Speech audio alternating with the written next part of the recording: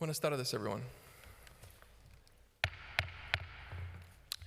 I am Carlos Menchaca, Chair of New York City Council's Committee on Immigration.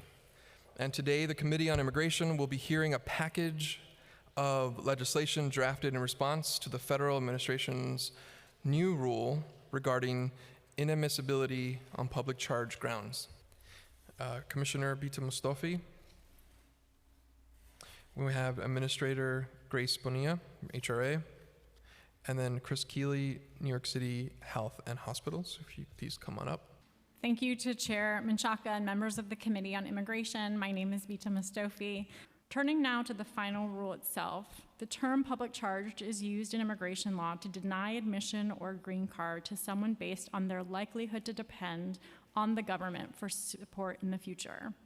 For the past 2 decades, this rule has been limited in scope because studies showed that an overbroad, vague rule could have devastating public health and nutrition consequences. Despite this long-standing policy, and frankly, responsible policy, the final rule changes the definition of public charge and creates a new overbroad test that will disproportionately harm immigrants of color, immigrants with disabilities, and immigrants with limited resources when they seek to change their status. This will primarily affect family-based immigration. MOIA, in partnership with city agencies, is also involved in planning for mitigation of the harms of the final rule if it were to ever go into effect. Specifically, we're in discussions with various partners about how to ensure that New Yorkers will still be able to get the help that they need, even if the rule prevents them from accessing certain public benefits or creates fear and concern. The city is committed to serving everyone, regardless of status, and eligibility of city services and benefits have not changed. As just one example, all patients are welcome at New York City Health and Hospitals, regardless of status or ability to pay. And as noted above, we're working closely with our partners at DSS, DHS, HPD, NYCC, and others to ensure that relevant staff understand the scope of the rule and how it will affect the populations that they serve. In addition, we've engaged those partners on how they should and can refer people to immigration legal support.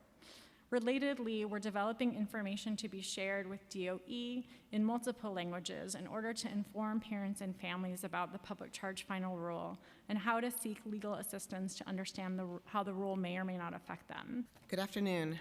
Thank you, Chairman Chaka and members of the Immigration Committee for giving us the opportunity to testify today. My name is Grace Bonilla, and I'm the administrator of the New York City Human Resources Administration. First of all, it's important that all New Yorkers understand the eligibility for our benefits has not changed. This rule is not retroactive. This rule is currently not in effect. The rule itself affects a subset of immigrant New Yorkers seeking to adjust their status. This rule is intended to sow fear among our immigrant communities. If you're concerned that your receipt of benefits might affect your immigrant status, please seek legal assistance through Action NYC's hotline. If you or your family are in need of assistance, we are here to serve you. So, Commissioner, has there been a documented increase in the number of calls to Action NYC related to public charge since the final rule published in August of 2019? Sure. So we're currently working with our partners at Catholic Charities who operate our Action NYC hotline to monitor our call volume. We have seen an increase in calls generally, as we did last fall when the proposal was first issued. We saw a spike in the fall. We did. In November, we kind of heard that. And then you're saying that we're going to learn more from the partners soon about any spike. Yeah, as I said, we've seen an increase in calls we already generally. have. Okay. Yep. One of the goals in the upcoming phone bank is to kind of more broadly share the word. As we saw last time, we saw a huge increase on the day of the phone bank. What are the hours of operation for Action NYC? Action NYC, the hotline itself is available from Monday to Friday from 9 to 6. And we have a partnership with 311. So 311 is able to receive a call, give basic information, and the information for hotline availability to a caller if they call outside of those time periods. But I think we're still not seeing eye to eye here, and we're going to continue negotiations. But we want all the customer service people to be trained to be able to triage people to the right place. So part of that customer service line of defense that I talked about, right? So not the HRA police, but that next person that someone would see, which is usually part of our customer service group, those people are trained. They're trained in the same way that I described our eligibility specialists would be trained, right? And we don't want any of them giving legal advice. Correct. But we want to train them to be able to go to Action NYC And they are. and get to, and I think that's what our bills are saying. Yes. So we all agree that, and this is why we want to legislate this, so that we can have a system that we can bring oversight to ensure that we know who's going to get trained, what they're going to get trained on. We're using the right words, customer service staff versus client-facing staff, et cetera, and we'll continue the negotiations. I've taken a lot of your time, and I'm saying thank you and really appreciate the work. Brooklyn Defender Services, Sonia Marquez, Molly Ko, Volunteers of Legal Service, Rex Chen, Legal Services NYC, Yenny Hernandez, 32PJ. I think you might have already left. And then Catholic Charities. Then with that, we're going to call this hearing to an end, and we want to continue engaging in these conversations. We want to go fast, but we're going to take a step back, digest, and then keep moving forward. Thank you all, and this hearing is now over. Good morning, and welcome to the meeting of the Subcommittee on Zoning and Franchises. I'm Councilmember Francisco Moya, the chairperson of this subcommittee, and today we are joined by Council Members Grodenchik and Richards. And now we will move to our votes. Today we will vote to approve LU 507, the Sabor Latino Cafe, heard today by the subcommittee. I am in support of this application for a sidewalk cafe renewal, but I'd also like to acknowledge that we've been joined by Council Members Landsman and Council Member Rivera. I now call for a vote to approve LU 507. Council, please call the roll. Chair Moya. Aye. Councilmember Richards. Aye. Councilmember Landsman. Aye. Councilmember Grodenchik. Aye. Councilmember Rivera. Aye. The vote will remain open. Thank you. We will now move to hear LU numbers 508 and 509 for the Kew Gardens Hills rezoning related to property in Councilmember Landsman's district in Queens. This is a rezoning application by Queens Community Board 8 seeking approval for a zoning map amendment to rezone portions of the existing R2 district to R2 X district, as well as a related zoning text amendment to allow such districts to be mapped in Queens Community District 8. There is no specific development associated with this rezoning. The proposal would establish contextual bulk regulations in order to maintain the existing built character of the rezoning area. And I now open the public hearing on this application, and I'd like to turn it over to Councilmember Landsman for some remarks. Good morning. Thank you very much for having us today. My name is Jay Goldstein. I thank the council members, especially Council Landsman, for being here today. As Councilmember Landsman did mention, this is a community-driven application. I'm here today representing, in an interesting role, the Community Board 8 in Queens, as well as constituents within the neighborhood. With me is Adam Sokol and Jacob Schafrin, two residents of the neighborhood who really spearheaded this grassroots movement, which is a unique rezoning in the city, spearheaded and really pushed forward by a group of community residents to preserve their community. Good morning, everyone, and thank you all for coming to today's joint hearing on the Committee of Public Housing and the Committee on Mental Health, Disabilities, and Addiction. I am Councilmember Alika Ampry Samuel, and I am Chair of the Public Housing Committee, and I am joined by Chair Diana Ayala as well. Last year, as part of the federal government's investigation into NYCHA, the Department of Justice alleged that failing elevators left disabled residents trapped in their homes. Media accounts this summer have underscored these concerns. Recent local news reports describe multiple cases where residents with limited mobility were stuck in their buildings. These stories have brought renewed attention to a long-standing problem. NYCHA has struggled to fulfill its legal obligations to make public housing accessible for residents with disabilities. The committees today are eager to support NYCHA in fulfilling this responsibility. In recognition of NYCHA's laudable new efforts to think strategically about long-term solutions, we look forward to hearing from NYCHA about the state of accessibility today and also their projections for the future. So with that, I turn it over to my co-chair, Councilmember Diana Ayala. Today, we are here to identify the challenges and explore the solutions in meeting the needs of NYCHA residents and NYCHA housing applicants with disabilities who face issues of accessibility. Almost 1 million New York City residents, or 11.2% of the city's population, have disclosed that they are living with a disability. And these New Yorkers are more likely to be experiencing poverty, economic distress, and unemployment than individuals without disabilities. In fact, the poverty rate for people living with disabilities in the city is 36.5%, almost double the poverty rate for people living without disabilities in New York City. So now we'll hear testimony from NYCHA. So we're calling Joey Koch, Brian Honan, and Monica Martinez. I am Joey Koch, Senior Vice President of Support Services. I am pleased to be joined by Brian Honan, Director of Intergovernmental Relations, and other members of NYCHA's team.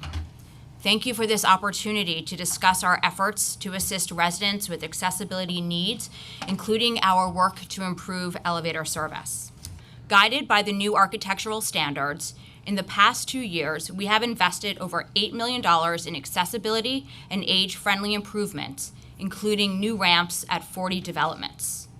And we allocated $2.75 million for accessibility modifications over the next 4 years. Our updated architectural standards apply not only to rehabilitation projects, but also to the development and preservation work that we are doing. The new 100% affordable housing we're building for seniors incorporates accessible apartment design as well as handrails through the corridors, grab bars, and emergency pull cords in bathrooms. And the building improvements we're accomplishing through our PACT Section 8 conversion initiative will incorporate accessible and age-friendly designs to the maximum extent feasible. Our more than 1,300 elevators make about 3.2 million trips every day. Even with 400 dedicated and hardworking elevator mechanics, mechanic helpers, supervisors, dispatchers, managers, and critical and clerical staff maintaining these elevators, with an annual budget of $74 million, the needs of NYCHA's elevators are significant. Although we do not have the funding necessary to replace every aging elevator at NYCHA, we are making the most of the money we do have, and we are working creatively to address the needs through programs like PACT. And we will continue to do all we can to support residents with accessibility needs, from apartment modifications and building improvements to connections to vital services. Let me say this real quick. So when I used to be a case manager for mentally ill homeless, right? Mm-hmm. And I have etched in my brain, etched in my memory, cases that I had from 20 years ago when I worked at God at Riverside. When someone says to me, what was the hardest impact on your job or your career when you was working in Central Park, I can tell you it was when I met Sammy Hinton when he was on the park bench. Mm-hmm. And I was able to take him to the hospital. So you have cases that really hit home, right? And so, Ms. Bucket, there's nothing against you. I think you're an amazing person. I mean, you've been doing this for many years. But I was kind of shocked when I asked a question about this woman and her daughter, and you said, who is that? Because they have been without an elevator since May 30th. Even if I went on when I go on vacation, I don't even know what a vacation is, because my work goes with me, right? As much as I want to disconnect, if I don't take my cell phone, I'm still going to remember the cases that I have, like the people that I have encountered, right? Human beings that are going through some serious issues, right? And so it's not to beat up on you or anything, but I thought it was a bit appalling that I would ask the director of Family Services, Family Partnerships about a story of family that hit so many New Yorkers between last night and this morning. And so, you just got off a plane, where you were. I think the first thing that somebody should have done was briefed you on what happened, right? And that was just the story itself on the news.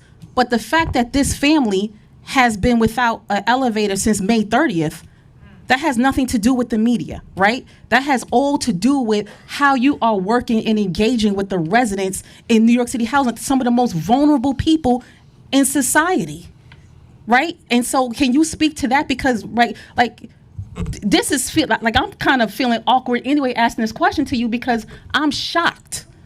Right. So I may not be familiar with that case, but like you said, there are many cases that I'm totally familiar with when But residents, when the elevators at Throgs Deck went out, immediately there was a conference call. Our staff on the ground knocked on every single door of disabled residents with disabilities and asked them if they want to move. There are cases where people say, no, I don't want to move. So our emergency management staff called. You guys need to have a conversation. Residents are in danger if they are not moved. Again, I'm not saying I knocked on every door. I have a team on the ground. There's a person, elderly safe at home staff person. There's a temporary person stationed at senior buildings at Throgs Neck. Good morning.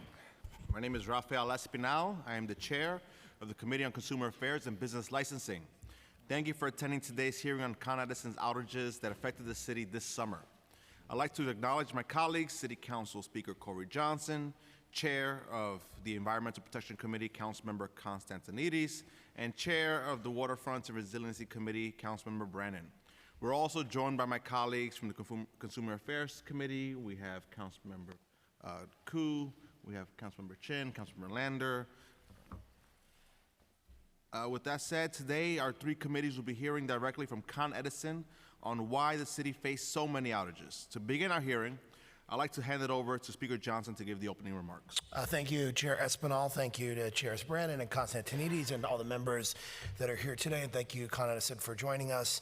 Electricity is a daily necessity that we use to power our transportation, businesses, schools, medical facilities, and nearly every facet of daily life for New York City's 8.6 million people.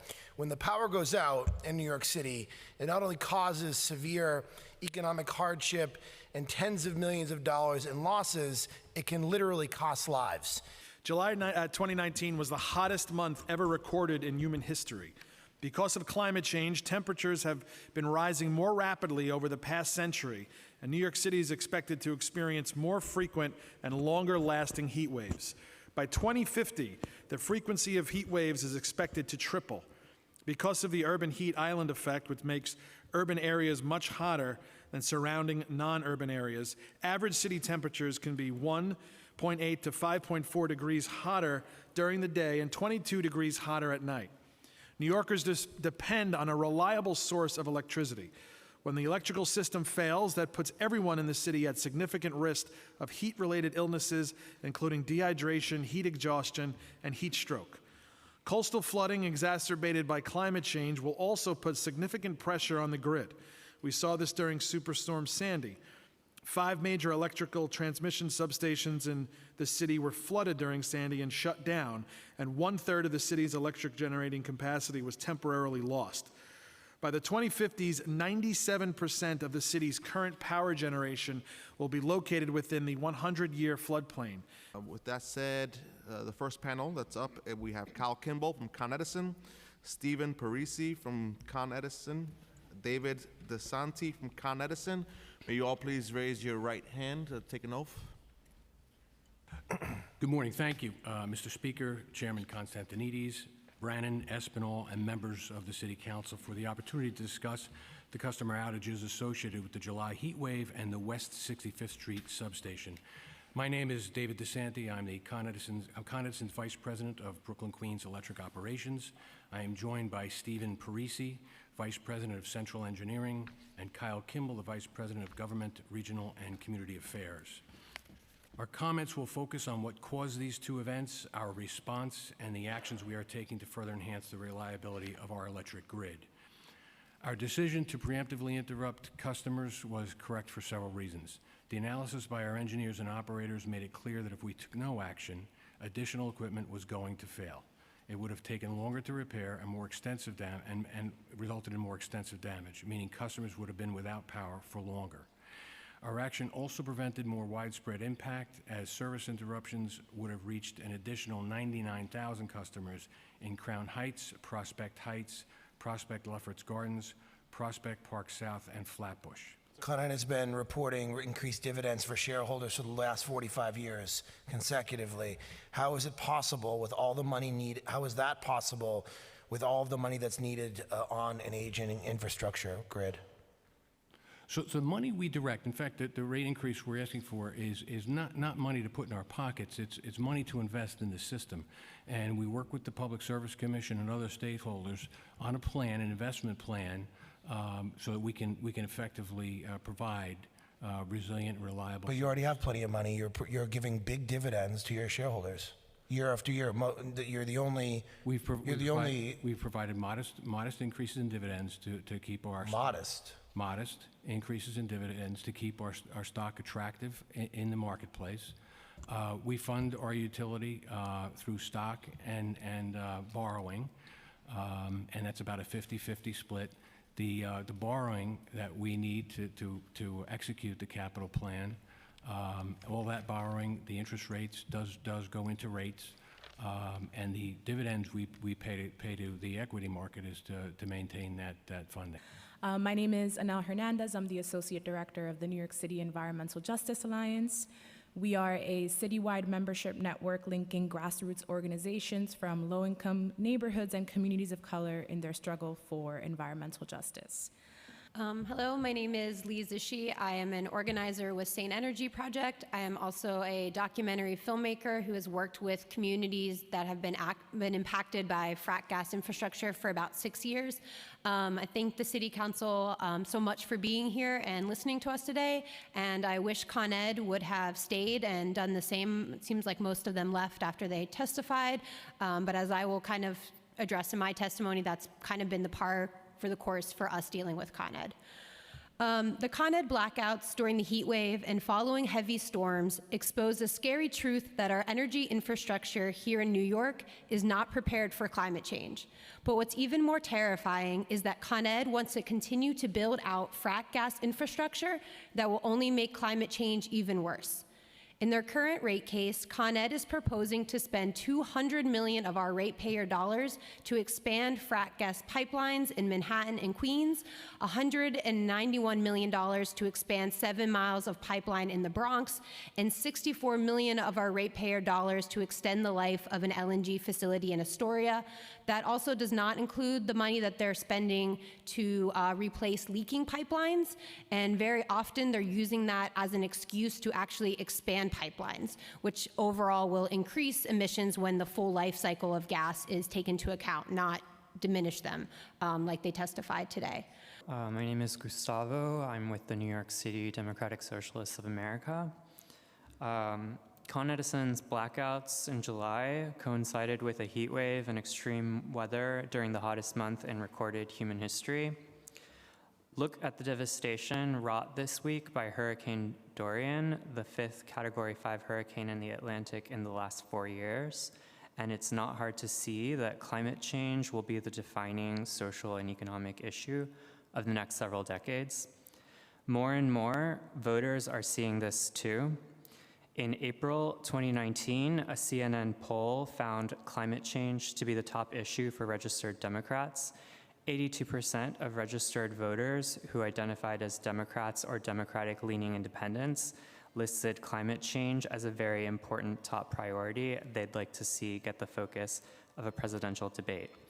In August 2019, a poll conducted by YouGov Blue and commissioned by Data for Progress found that nearly 62% of voters said they'd support a policy holding energy companies or utilities legally liable if it could be proven that they misled the public about the consequences of climate change. So furthermore, in the last months, Con Edison has shown itself to be unable to cope with the extreme weather conditions that they themselves have played a major role in creating and inflicting upon us. I and others in the DSA have spent the last few months talking to New Yorkers about our broken energy system. We canvassed residents in Southeast Brooklyn who spent up to 3 days lingering in the heat without power during a record-breaking heat wave. That's because Con Edison intentionally cut off power to more than 33,000 homes. These New Yorkers were sacrificed without warning and wanted to know why. Con Ed had 20 minutes between the decision to cut power to Southeast Brooklyn and the actual depowering, but they have no system in place to notify people when they cut off their power. It's time for us to vision the world that we want, and those people in this room right now are part of making that process happen. It's not an easy task, but we should begin the visioning process to make it a reality and work together with those who have already put forward incredible visions and technology to pass climate laws in the state that we just saw this past legislative session. The money and the technology are there, and we need to get it. Yet we have powers working against us now that are willing to fight to the death to maintain the system that works for the billionaire and millionaire class. I just want to identify that Con Ed said in their hearing today that now they're working with the Public Service Commission to try to own generation. And that already goes against the law because they are a monopoly. But at the same time, they want to own this generation, and they're appealing to do so we can move to renewables. They're lobbying to squash community solar at the same exact time. So they basically want to squash any community drive to build renewables in our own communities until they can mandate that they own the power and the generation and the distribution and maintain their monopoly status so they can own the renewable revolution. Right now, Con Ed is asking for another rate hike to expand more fossil fuels, as other people have pointed out. And they want to stuff their shareholder pockets by cutting corners on us, the people of New York City. A note that Con Ed CEO John McAvoy cashes in, making $4,200 per hour, and President Tim Cawley $1,150 per hour. The good people of New York City fought with all their might to get $15 an hour, just to put things in perspective. Tim Cawley's gross response to the blackouts in the hearing yesterday was that the company sent apology letters to the people of New York and that the current rate case is collaborative. Sane Energy Project being a party to the current case, I can assure you it is anything but collaborative, inclusive, or democratic. And Tim didn't even have the respect for our New York City Council to show up today at this crucial hearing. Regarding the blackouts, let's put on record that Con Ed did not use the funds from their last rate hike case to address grid dependability by funding a relay protection system, the very parts of the grid responsible for the blackouts. And to add insult to injury, they then selected neighborhoods to black out during the heat wave. We have the answers. The answers is to redistribute the wealth and power away from these billionaires pumping fossil fuels into our city on our dime while letting our systems go into disrepair. Thank you, sir. With that said, we're concluding this hearing. I appreciate everyone for their testimony. We will go back and review everything that was said today and see what is the best way for the council to move forward and find ways we can continue holding Con Ed accountable. Thank you. Meeting adjourned. Okay, good morning again. Thank you for your patience. Again, I'm Steve Maddy, Chair of the Committee on Standards and Ethics, joined by Karen Kozowitz and Margaret Chin, and Serena Longley, our committee counsel. The committee is now returning to open session to make public the outcome of today's votes. As laid out in our public statement of August 21st, after a wide-ranging investigation conducted by both the Counsel's Office of the General Counsel and the special counsel retained by the committee to prosecute this disciplinary proceeding, the committee voted to issue 4 charges against Councilmember King. These charges related to alleged retaliation, disorderly conduct, conflict of interest violations, and harassment. Since this committee's last meeting, which took place on August 21st, it has come to attention that Councilmember King has engaged in additional retaliatory behavior against staff members and additional conflict of interest violations. Upon learning of this retaliatory conduct, as well as apparent additional conflict of interest violations, the Office of the General Counsel, in conjunction with the Special Counsel, immediately investigated and uncovered corroborating evidence. Based upon this evidence, this committee has voted today to issue additional and superseding charges related to this retaliatory behavior. Pursuant to the rules of the council, this committee will now hold a disciplinary hearing on the charges issued on August 21st, as well as these superseding charges. At this time, the disciplinary hearing is scheduled to begin on September 13th at 10 a.m. Please note, however, that the date and time of the proceeding may be rescheduled at the discretion of the chair of the committee. The hearing will be held in executive session, and Councilmember King has a right to be represented by counsel at the hearing. The council has hired Carrie Cohen to serve as special counsel and present the case against Councilmember King to the committee. While the proceedings are confidential, after the committee deliberates on the charges, the findings and recommendations of the committee will be made public. In addition to these superseding charges against Councilmember King, the committee voted today on a pending matter pertaining to Councilmember Barry Grodenchik.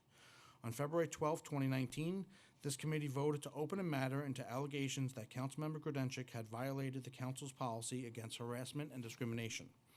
After a full investigation and the substantiation of these allegations, this committee negotiated a settlement agreement with Councilmember Grodenchik. This agreement, as well as a related public statement by the councilmember before the committee, took place on May 14, 2019. Now, this committee has been informed that the councilmember has successfully completed the remaining term of his settlement agreement, a specialized multi-session training on preventing sexual harassment. This training was personally paid for by the councilmember. Based upon this development, the committee is satisfied that the councilmember has fully complied with and completed the terms of his settlement agreement, and we voted today to formally close his pending matter. This concludes our summary of the committee's votes during today's meeting, and I'm going to adjourn the meeting. Thank you.